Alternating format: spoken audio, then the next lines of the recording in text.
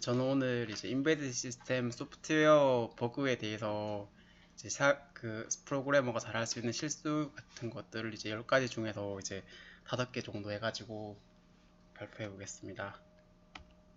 첫 번째는 이제 지터라는 건데, 이제 지터라는 거는 그림에서 보시는 것처럼 이제 요게 보면 요 실선이 이제 하나의 태스크가 가지는 데드라인이라고 치면 주기적으로 이제 반복되는데, 요 태스크들이 이제 그 데드라인에 다 맞다 하더라도 그 테스트 간에 이 간격들이 이렇게 좀 차이가 이렇게 많이 나면 어떤 특정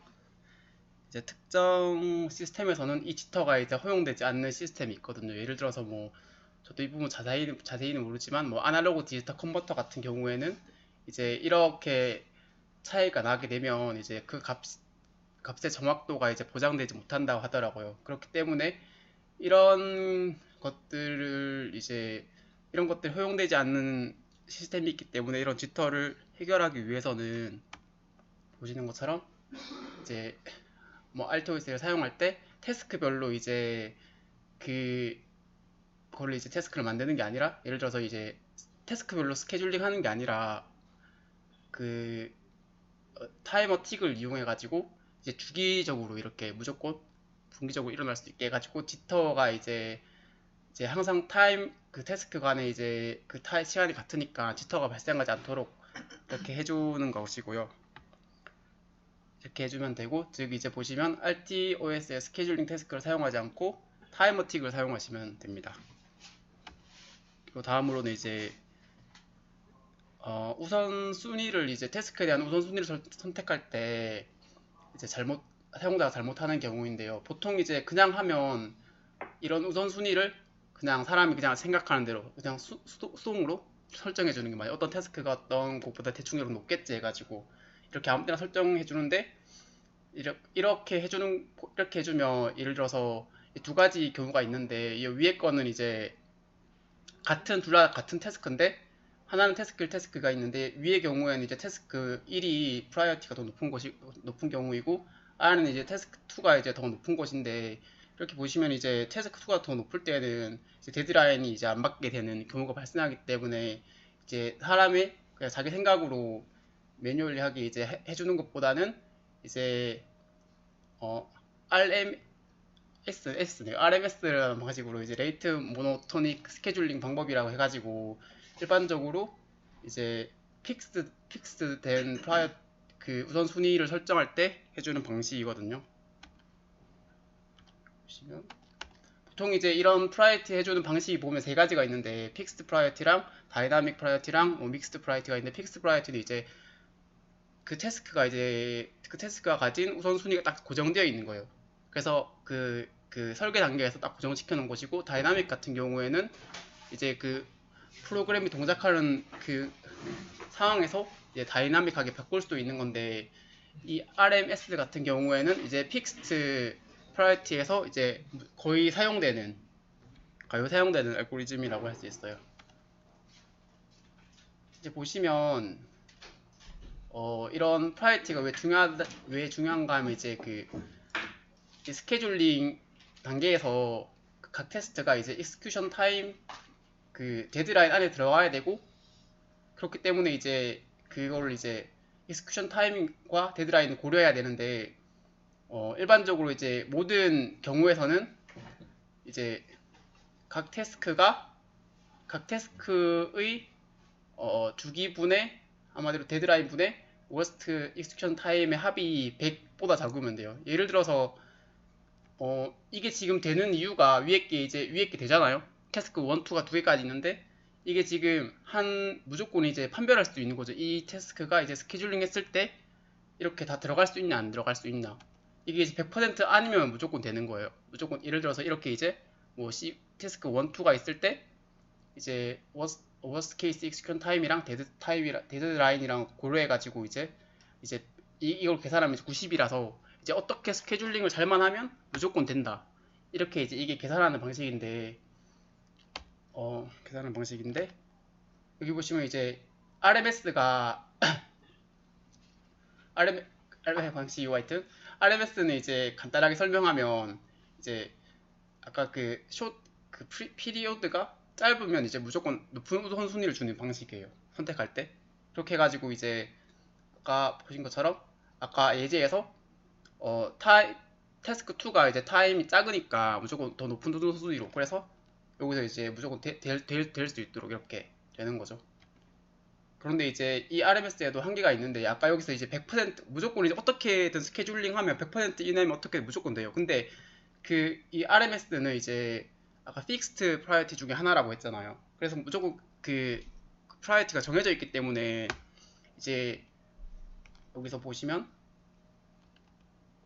이게 이제 무조건 이게 높은 순위에 있으니까 이건 이제 낮은 순위니까 이렇게 갈리게 되는데, 이게 45 원래 45ms인데 두 개가 갈리잖아요. 이게 더 우선순위가 높기 때문에 이렇게 갈릴 수도 있는데, 이 같은 경우에는 이제 우선순위가 낮으니까 갈리게 되는데, 픽스트 프라이어티 같은 경우는 항상 높은 게 있기 때문에 이게 테스트 1은 갈릴 수가 없어요. 이렇게 두 개로 쪼개질 수가 없기 때문에 이게 이제 무조건 100%보다 낮더라도 안 될 수가 있다는 거죠. 그래서 이게 이제 RMS에서는 그 값이 이제 최대한 69% 정도, 아니 69% 정도로 이제 되어 있기 때문에, 이제 예를 들어서 여기서는 이제 실제로 이걸 계산해 보면 90%인데 RMS 방식은 이제 픽스드 프라이어티 방식으로 하면 이제 90%라도 이제 안 되는 경우가 있다는 거죠. 그렇기 때문에 이제 이런 경우에는 이제 다이나믹 스케줄링을 해가지고 중간중간에 이게 이제 이 태스크 1을 실행할 때 이 데드라인을 맞춰주기 위해서 태스크 1에 이제 프라이어티를 바꿔가지고 이거는 나눠지게 되면 이제 90%니까 무조건 될 수 있도록. 그러니까 이제 RMS의 한계점은 이제 아까 약 70%보다 작아야 된다. 작을 때만 무조건 될 수도 있다. 이런 거고요.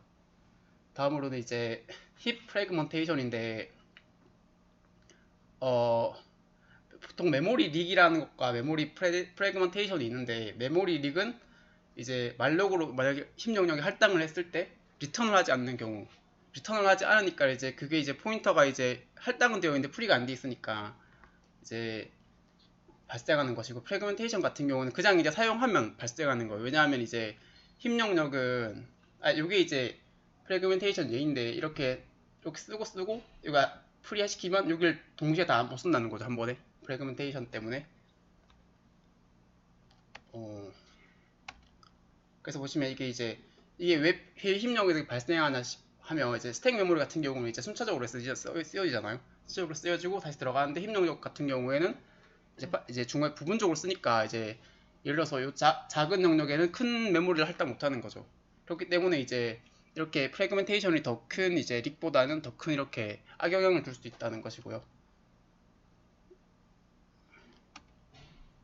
그래서 이제 여기서 잘하는 방식은 좀 이렇게 사이즈를 이렇게 동일하게 나눠가지고, 동일하게 모든 힙 사이즈를 동일하게 나눠가지고 이제 그걸 할당하고 받으면 이제 어느 정도는 된다는 거죠. 그런데 이제 여기서 이렇게 크게 이렇게 하는 경우에는 사실 안 되잖아요. 왜냐하면 이렇게 했는데 이것도 같잖아요. 이렇게 동일하게 나눠도 이게 좀 안 되는 문제가 있어서, 여기서 말하는 거는 이제 아무래도 이렇게 더 잘게 나눠졌을 때, 이렇게 사이즈가 다를 때 동일하게 얼로케이션 해가지고 프리하면 이제 이 부분은 무조건 사용할 수 있다. 이렇게 해서 이렇게 권장하는 것 같고요. 그리고 스택 오버플로우인데, 이제 스택 오버플로우는 이제 스택 메모리에서 발생하는데, 이제 이렇게 스택이 있을 때 전용 사용하다가 이제 스택 사용량을 넘는 거죠. 이렇게 되는데, 이런 스택 오버플로우는 이제 인베디드 시스템에서 더 잘 발생하는데, 그 이유는 램 메모리가 인베디드 시스템이 좀 작고, 그리고 이제 그 가상 메모리를 가지고 있지 않기 때문에, 예를 들어서 뭐 데스크탑 PC 같은 경우에 하드디스크를 통해서 이제 버추어 메모리, 가상 메모리를 사용하잖아요, 이렇게. 근데 버추어 메모리 없기 때문에 무조건 발생하고, 테스크가 이제 RTOS 같은 경우 테스트별로 이제 스택 메모리가 다 나눠져 있기 때문에 더 적기 때문에 이제 스택 오버플로우가 발생하기 쉽다는 거죠. 그리고 인터럽트 핸들러 같은 경우도 있으면 같은 스택 메모리를 사용하기 때문에 이제 더 증가하는 게 더 크기 때문에 스택 오버플로우가 더 잘 발생할 수도 있다는 거죠.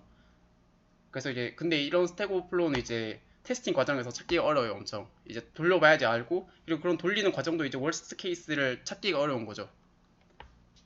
그래가지고 이제 여기서 제안하는 방식이 뭐냐면, 이제 중간에 이렇게 스택 메모리에 처음 프로그램 시작하기 전에 어떤 이런 특정한 값을 써놔요. 스택 메모리 상에서 써놓고 이제 항상 그 런타임 중에서 어떤 슈퍼바이저 태스크가 이 주기적으로 이 메모리를 계속 읽어가지고 이제 체크를 하는 거죠.